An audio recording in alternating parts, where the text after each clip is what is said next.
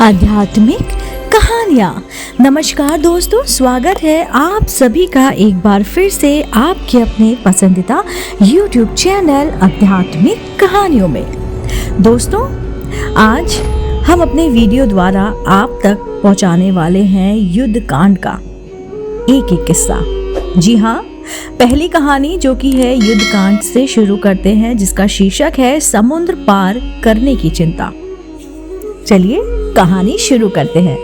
दोस्तों, कहानी शुरू करने से पहले मैं आप सभी से जानना चाहती हूँ कि क्या आप मेरे चैनल आध्यात्मिक कहानी पर नए हैं तो आप मेरे चैनल को तुरंत से सब्सक्राइब कर लीजिए, क्योंकि ऐसी ही धार्मिक कहानी हम अपने चैनल द्वारा आप तक साझा करते रहते हैं। तो चलिए कहानी शुरू करते हैं।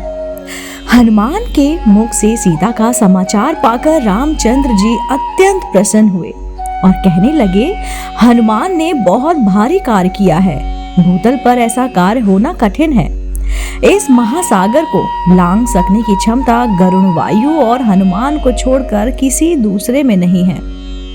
देवताओं, राक्षसों, यक्षों, गंधर्वों तथा दैत्यों द्वारा रक्षित लंका में प्रवेश करने, उनमें से सुरक्षित निकल आना केवल हनुमान के लिए ही संभव है।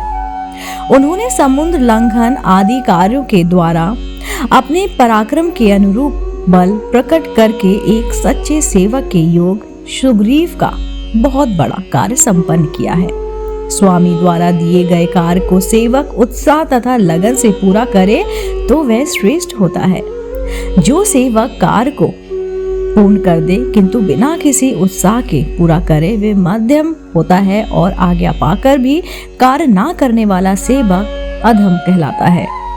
हनुमान ने स्वामी के एक कार्य में नियुक्त होकर उसके साथ ही दूसरे महत्वपूर्ण कार्यों को भी पूरा किया है और सुग्रीव को पूर्णतः संतुष्ट कर दिया है। आज मेरे पास पुरस्कार देने योग्य वस्तु का अभाव है, ये बात मेरे मन का कसक उत्पन्न कर रही है कि यहाँ जिसने मुझे ऐसा प्रिय संवाद सुनाया, उसका मैं कैसे उसका कार्य संपन्न कराया, मैं कोई वैसा ही प्रिय कार्य नहीं कर पा रहा हूँ। उस समय में इतना महात्मा हनुमान को केवल अपना प्रांगण आलिंगन प्रदान करना सर्वस्व इससे समर्पित करता हूँ। ऐसा कहते कहते श्री रामचंद्र जी ने अंग प्रत्यंग मेल में से पुलकित हो गए और उन्होंने अपनी आज्ञा के पालन में सफलता पाकर लौटे हुए पवित्र आत्मा हनुमान जी को हृदय से लगा लिया। फिर थोड़ी देर तक विचार करके रामचंद्र जी ने सुग्रीव से कहा, हे वानर राज, जानकी की खोज का कार्य तो सुचारू रूप से संपन्न हो गया, किंतु समुद्र की दुस्तरता का विचार करके मेरे मन का उत्साह पुनः नष्ट हो रहा है। महान जल राशि से परिपूर्ण समुद्र को पार करना अत्यंत कठिन है। यह कार्य कैसे हो पाएगा?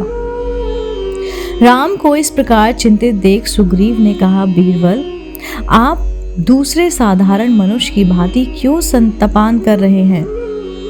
जैसे कृतघ्न पुरुष सौहार्द को त्याग देता है, उसी प्रकार से आप भी इस संताप को त्याग दें। जब सीता जी का पता लग गया है तो मुझे आपके इस दुख और चिंता का कोई कारण नहीं दिखाई देता। मेरी वानर सेना की वीरता और पराक्रम के सामने ये समुद्र बांधा बनकर खड़ा नहीं हो सकता।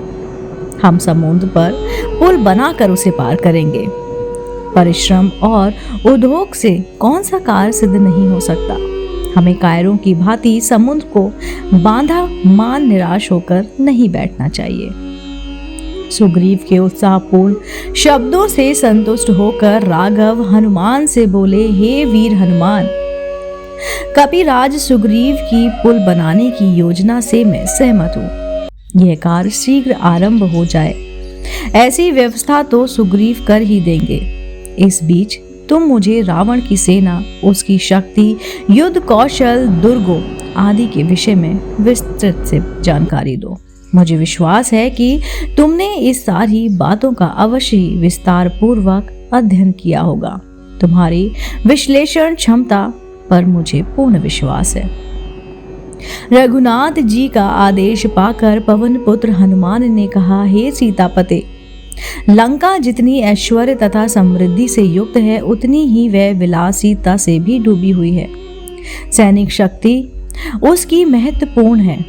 उसमें असंख्य उद्यम हाथी, रथ और घोड़े हैं। बड़े बड़े पराक्रमी योद्धा सावधानी से लंकापुरी की रक्षा कर रहे हैं। उस विशाल नगरी के 4 बड़े बड़े द्वार हैं।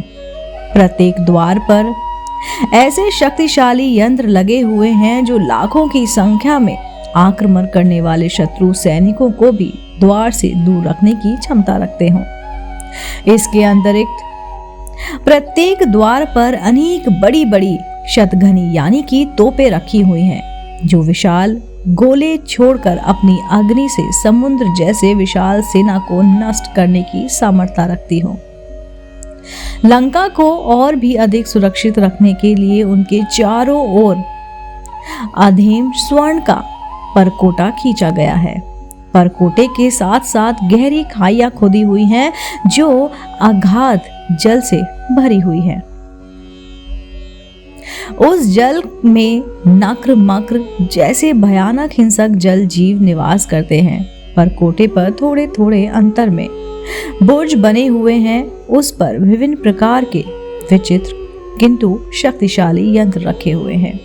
यदि किसी प्रकार से शत्रु ने सैनिक परकोटे पर चढ़ने में सफल हो जाए तो ये यंत्र अपनी चमत्कारी शक्तियों से उन्हें खाई में धकेल देते हैं।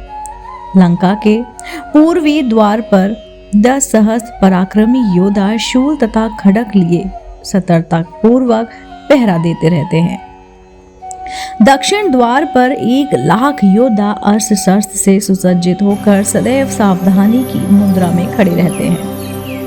उत्तर और पश्चिम के द्वार पर भी सुरक्षा की ऐसी ही व्यवस्था